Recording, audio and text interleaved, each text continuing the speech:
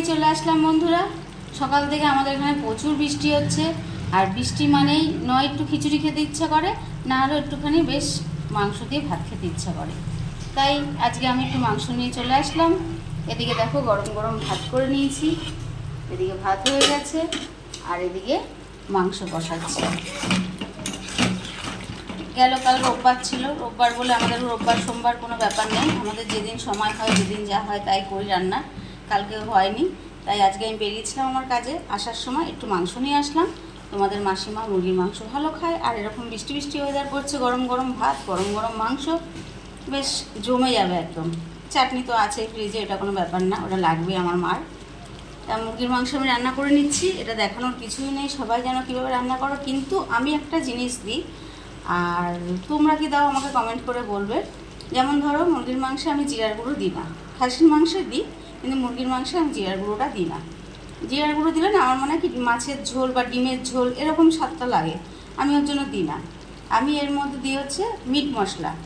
তোমরা কি কেউ মুরগির মাংস মিট মশলা দিয়ে রান্না করো? আমাকে সেটা কমেন্ট করে অবশ্যই বলবে। আর কেউ যদি না করে থাকো, একবার করবে, দারুণ লাগে।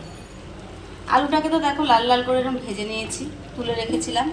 তারপর তোমার তেলের মধ্যে একটু সামান্য চিনি দিলাম, চিনিটা দিলে একটু কালার আসে। চিনিটা দেওয়ার পরে গোটা গরম মশলা দিয়ে দিলাম, এলাচের মুখগুলো সব ফাটিয়ে দেওয়ার পরে মাংসগুলো দিয়ে দিলাম। আমি একটু মাংস ভেজে নিই মুরগির মাংস। কী বলো তো নাটা আমার আঁচটা গন্ধ লাগে আমার, ওই জন্য মুরগির মাংসগুলোকে আমি ভেজে নিই। তেলে একটু নুন হলুদ দিয়ে মাংসগুলোকে ভেজে নিলাম। মাংসগুলো ভাজার পরে এবার তোমার মশলা সব একই, তোমরাও যাও দাও, আমিও তাই দিয়েছি। আদা রসুন কাঁচা লঙ্কা পেঁয়াজ বেটে দিয়েছি, কিছুটা পেঁয়াজ কুচি কুচি করে দিয়েছিলাম।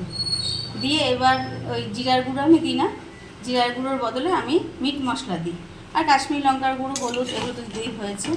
এইভাবে দেখো এবার কষাচ্ছি। এই গরম গরম বেশ কষা কষা মাংস, লাল লাল ঝাল ঝাল, আর গরম গরম একদম ভাত করে নিয়েছি।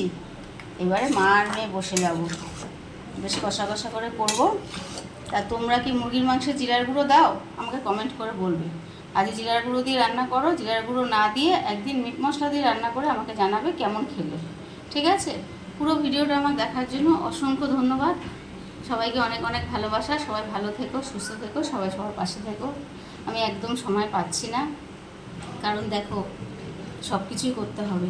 এটা তো ফেসবুক করছি ঠিক আছে, কিন্তু কাজকর্ম তো করতে হবে, নাহলে তো পেটে তালা লেগে যাবে, তাই না? তাই সব দিকেই করতে হচ্ছে, সেইভাবে আগের মতন সময় দিতে পারছি না, একটু কম বেশি এদিক ওদিক হয়ে যাচ্ছে। ফেসবুক মামা ক্ষমা করে দিও, বোঝো আমাদের ব্যাপারটা, আমাদের ঘরে বাইরে সব করতে হয়, তার জন্য একটু বুঝতে হবে তোমাকেও। যাই হোক, এই যে রান্নাটা করে নিচ্ছি, কেমন হচ্ছে রান্নাটা কমেন্ট করে অবশ্যই বলবে। পুরো ভিডিওটা আমার দেখার জন্য অসংখ্য ধন্যবাদ। সবাই ভালো থেকো, টাটা।